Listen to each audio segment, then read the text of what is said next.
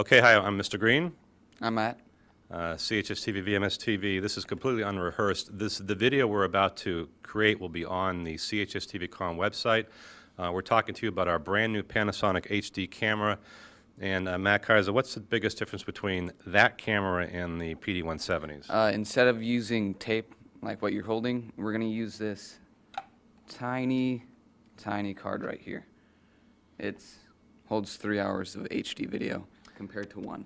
So CHSTV is slowly and VMS TV is slowly going tapeless. We currently have 2 of these cameras. I think we may get funding for 3. Now, a little bit about this camera. You cannot record in standard definition in this camera. It's only an HD camera. And you know that we referred to the CHSTV Films camera as the Beast. The Beast records in one flavor of HD only, and that flavor is? 720p. 720p, 24 frames per second, which means it looks really much. It looks like a film. Not good for sports. This camera also shoots in 720p, 24 frames per second, but 1080p. Well, before we get to 1080p and reveal that surprise, it also shoots in 720p, 30 frames per second, which means it's good for sports. It shoots in 3 flavors of HD. It shoots in 1080i, 30 and 60 frames per second, which looks really, really incredible. That's big HD. And then the coolest format of all is 1080p now. 1080p. We don't have many computers that can handle 1080p. That is the biggest, well, not the biggest, but it's a huge format of HD. And then I think one of the coolest features of this very expensive camera is that it can shoot how many frames per second? 2,000. 2,000 frames per second. So if you're doing a video where you want to freeze like a drop of water, or you kind of see those things where they take a drop of milk and the milk kind of splatters and comes up and looks like a crown, it will freeze in time. So it has that capability. I'm going to turn this over to Matt because this is a whole new animal. You're not capturing from video anymore. You're not log and capturing. From now on, with this camera, you are? Plug and play. Plug and play, log and transfer. And we're going to show you how to do that right now. So Matt, let's go into the editing room and you can take it over from here. All right. A few of the basic things are battery, chip location, and headphones. So first the battery. Each camera comes with 2 batteries in the case.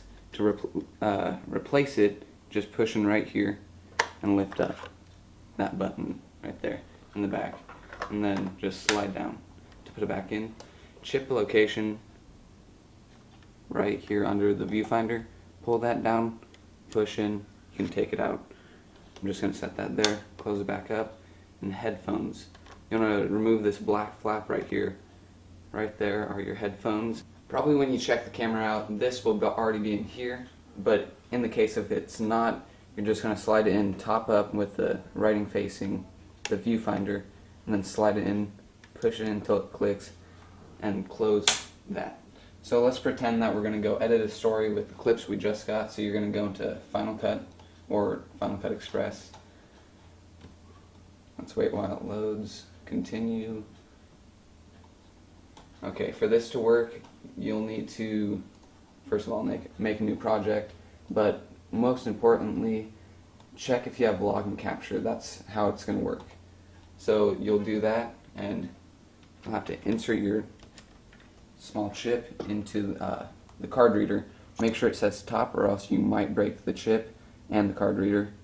If it's really snug in there, so be careful. There, it just plugged in, and that will come up. And then all your clips will appear right here. If you select a clip, then you can go and rename it right here where it says name. So let's say we're filming the beach, so beach. Oops.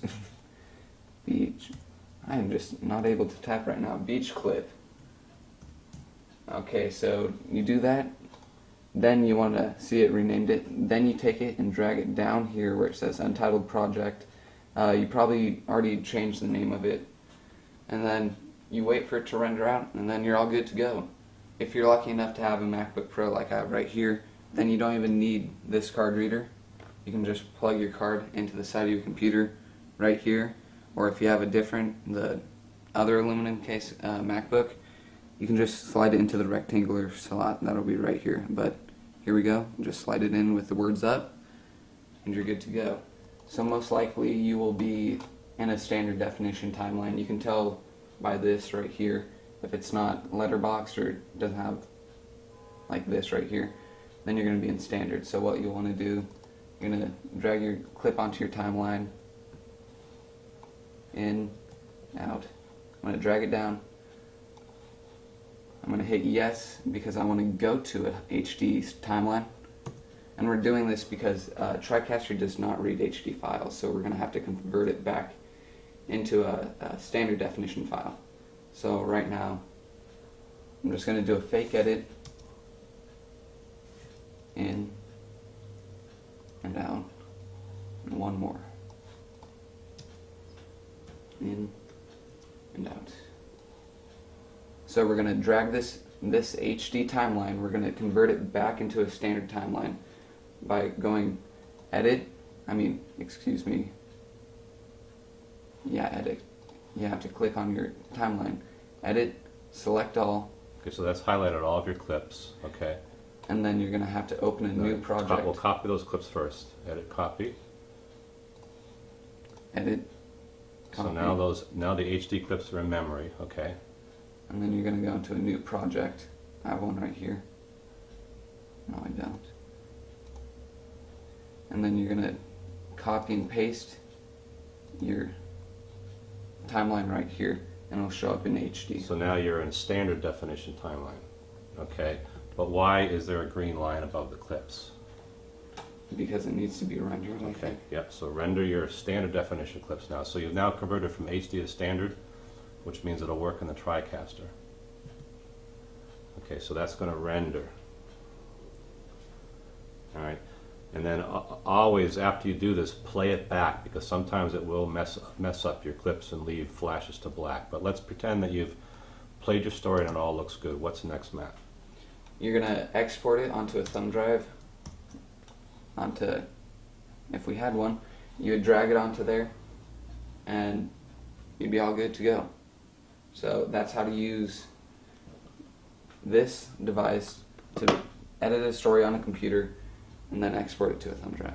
Now what happens when they return the camera the next morning? That card is in the camera, correct? Yeah, they will have to put this in the camera. The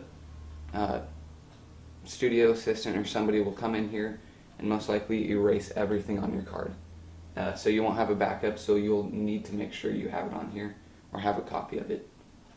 That's very important if you need to go back and edit your story. Okay, so I want to recap some things that Matt said. First of all, when you take this camera home and you do some shooting at night, we're assuming that you went home and you unloaded, you transferred those clips to your own computer, because the next morning that little standard definition card will probably be erased so the next person can record their footage. Why are you converting from HD to standard definition? You're going to want to edit your story in high def, because if you don't do that, you'll have to render every single clip. So you edit in high def, but you can't export your story in HD because our TriCaster will not read it. So that's why you do the copy your timeline, paste it to a new standard definition timeline, render it, and then you export it just the way you've been doing for a couple of years onto a thumb drive. These cameras are really great. I mean, you're literally editing within seconds or just a few minutes after you stop shooting or when you get home, and plug that little card in, okay? They are very expensive. One reminder, you are responsible for repairing any damage to any of these cameras, and damage can cost you at a minimum $500, and it could cost you as much as $3,500 to replace the camera. So treat this equipment with care. Thank you, Matt. Thank you for watching.